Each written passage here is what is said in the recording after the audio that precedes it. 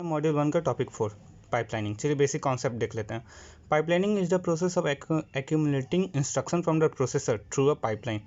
Pipelining क्या होता है? एक प्रोसेस होता है इंस्ट्रक्शन को इकट्ठा करना एक प्रोसेसर से एक पाइपलाइन के थ्रू। मतलब एक पाइपलाइन रहेगा जिसमें हम लोग इंस्ट्रक्शन को जमा करते जाएंगे। इसी प्रोसेस को बोलते हैं पाइपलाइनिंग। चलिए आगे सेकेंड लाइन देखते हैं। It allows storing and executing instruction in an orderly process. ये हम लोग को क्या होता है ना, स्टोर करने में और उसको एग्जीक्यूट करने में हेल्प करता है, और भी एकदम ऑर्डर वे में। It is also known as pipeline processing, और ये पाइपलाइन प्रोसेसिंग भी इसको बोला जा सकता है। अब चलिए आगे देखते हैं। Pipelining is a technique way multiple instructions are overlap during execution. Pipelining एक टेक्निक है जहाँ पे हम लोग मल्टीपल इंस्ट्रक्शन को ओवरलैप कर सकते हैं एग्जीक्यूशन के समय। चलिए अब हम लोग इस फिगर को समझ लेते हैं। जैसे हमारे पास इंस्ट्रक्शन 1 है, T0 पे IF मतलब हो गया आपका इंस्ट्रक्शन फेचिंग हो रहा है। तो T0 पे इंस्ट्रक्शन 1 फेच हो रहा है, इंस्ट्रक्शन 2 T1 पे हो रहा है, इंस्ट्रक्शन 3 T2 पे हो रहा है, इंस्ट्रक्शन 4 T3 पे, इंस्ट्रक्शन 5 T4 पे। ये पाइपलाइनिंग में 5 इंस्ट्रक्शन है। देखिए पहला T0 पे फेच हो रहा है, T1 पे इंस्ट्रक्शन 1 डिकोड हो रहा है, और इसी T1 पे दूसरा इंस्ट्रक्शन फेच हो रहा है। मतलब हम लोग है ना एक ही साथ सारा कुछ कर रहे हैं। ये नहीं कि हम लोग एक प्रोसेस को पहले करेंगे, फिर सेकंड प्रोसेस, फिर थर्ड प्रोसेस, ऐसा नहीं है। हम लोग इंस्ट्रक्शन 1 को कर रहे हैं, उसके साथ साथ इंस्ट्रक्शन 2 भी ले लिए, इंस्ट्रक्शन 3 भी ले लिए, इंस्ट्रक्शन 4 भी। यही है कि सब लाइन वाइज पहले फेचिंग होगा, देखिए फेचिंग हो रहा है सब जगह, फिर डिकोड करेंगे उसको, फिर ऑफ कोड करेंगे, फिर एग्जीक्यूट करेंगे, ऐसे करते जाएंगे। तो हम लोग यही है कि इसमें हम लोग का टाइम बचता है, और पाइपलाइनिंग से जल्दी हम लोग एग्जीक्यूट कर सकते हैं।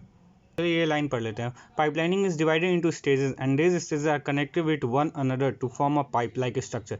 पाइपलाइन क्या होता है ना, स्टेजेस के मतलब बहुत सारे स्टेजेस में बटा हुआ रहता है, और ये सब स्टेजेस एक दूसरे से कनेक्टेड रहते हैं, जैसे जैसे पाइप जैसा स्ट्रक्चर लोग का बन जाता है। Instruction inter from one and and exit from another and.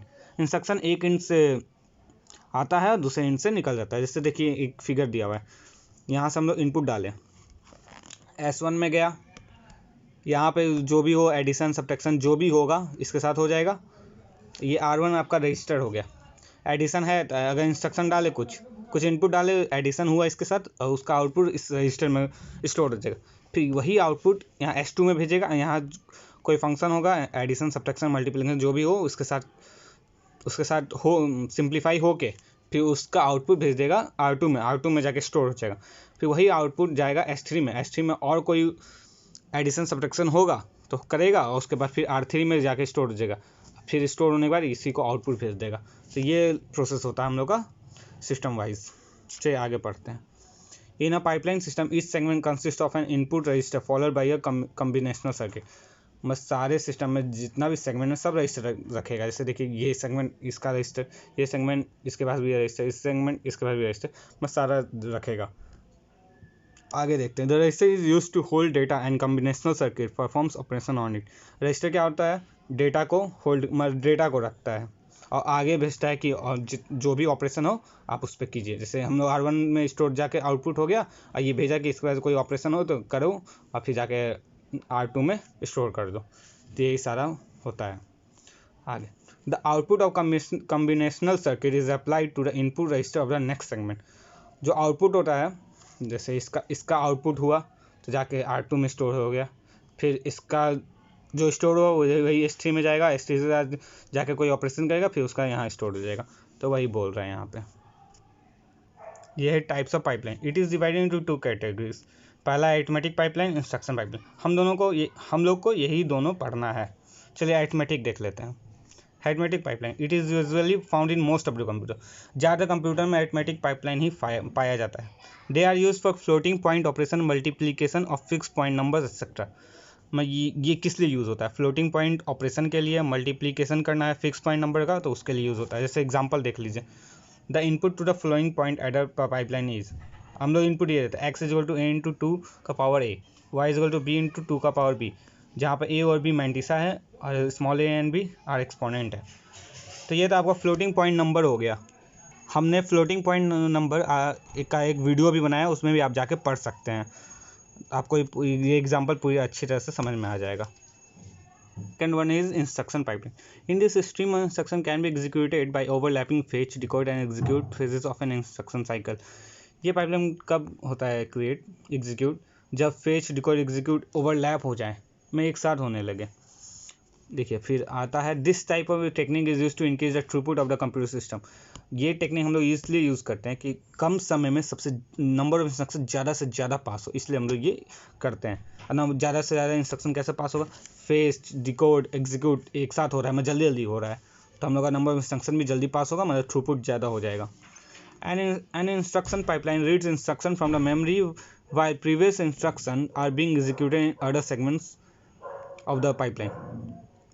जो इंस्ट्रक्शन पाइपलाइन है वो रीड करता है मेमोरी से इंस्ट्रक्शन क्या लिखा हुआ है, जबकि प्रीवियस इंस्ट्रक्शन जो प्रीवियस इंस्ट्रक्शन होता है वो एग्जीक्यूट हो जाता है और आगे वाला इंस्ट्रक्शन रीड करता है। ये thus we can execute multiple instruction simultaneously, मतलब नेक्स्ट वाला को रीड करेगा, प्रीवियस वाले को एग्जीक्यूट करेगा, ऐसे करते करते हम लोग बहुत सारा एक साथ इंस्ट्रक्शन पास कर सकते हैं। The pipeline will be more efficient if the instruction cycle is divided into segments of equal duration. हाँ ये भी बात सही है, अगर सेम ड्यूरेशन का सेगमेंट रहेगा तो जल्दी से रीड होगा, जल्दी से एग्जीक्यूट होगा, जल्दी से रीड एग्जीक्यूट मतलब नंबर ऑफ इंस्ट्रक्शन हम लोग बहुत जल्दी पास कर सकते हैं।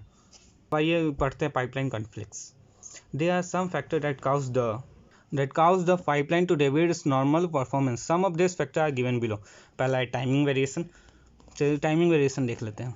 All stages can not take some amount of time, मैं सारे stages same amount of time नहीं लेगा, मतलब सेम टाइम में एग्जीक्यूट नहीं होगा सारा स्टेज, कुछ ज़्यादा लेगा कुछ कम लेगा। This problem generally occurs in instruction have different operands requirement and दस डिफरेंट प्रोसेसिंग टाइम। हाँ ये बात सही है कि किसी बार ऑपरेंड्स दूसरा आता है, किसी बार सिंपल रहेगा, किसी बार भारी रहेगा, तो डिफरेंट टाइम ले सकता है एग्जीक्यूट होने में। चलिए सेकंड देखते हैं, data hazards. When several instruction are in partial execution and if they reference same data then the problem arises.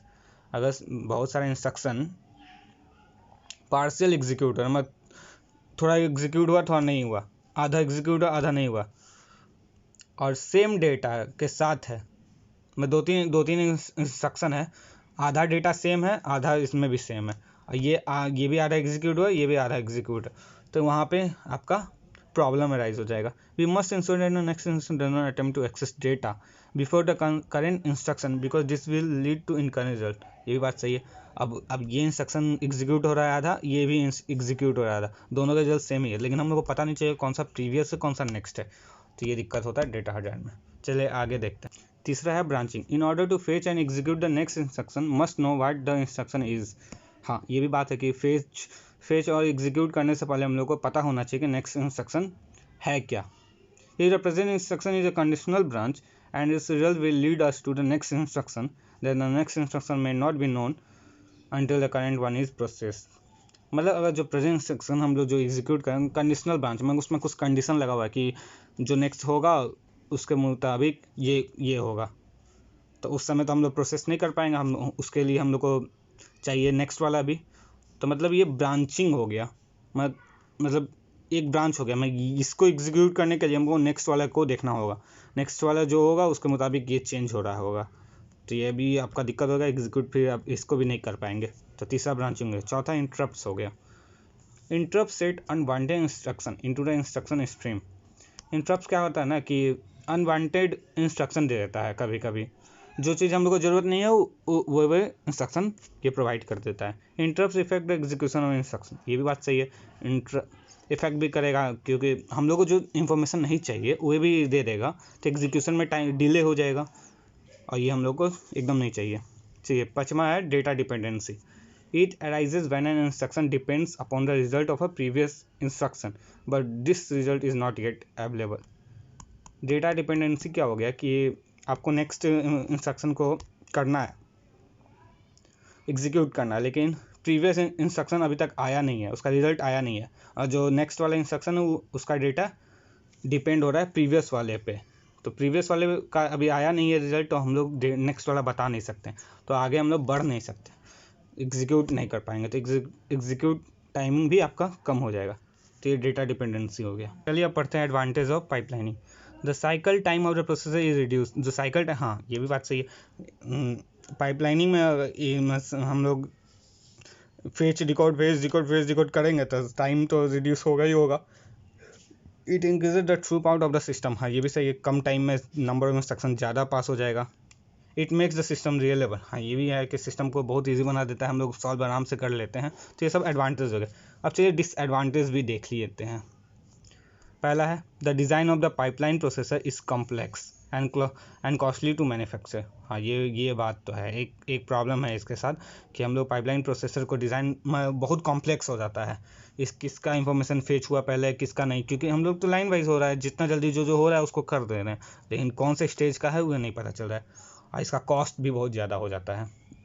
The instruction latency is more, instruction latency भी इसका बहुत ज़्यादा हो जाता है।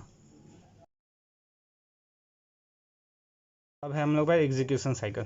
पहले क्या होता है, IF मतलब instruction fetch, get the next instruction मतलब हम लोग को अगला इंस्ट्रक्शन चाहिए। ID इंस्ट्रक्शन डिकोड मतलब इंस्ट्रक्शन क्या कह रहा है, डिकोड होता है। फिर execute, add up base, add offset, do math, मतलब कोई भी ऑपरेशन हो तो वो ऑपरेशन होगा। फिर मेमोरी, इफ़ लोडर और स्टोर एक्सेस मेमोरी, अगर कोई स्टोर या लोड है तो उसको हम लोग मेमोरी में डाल के उसको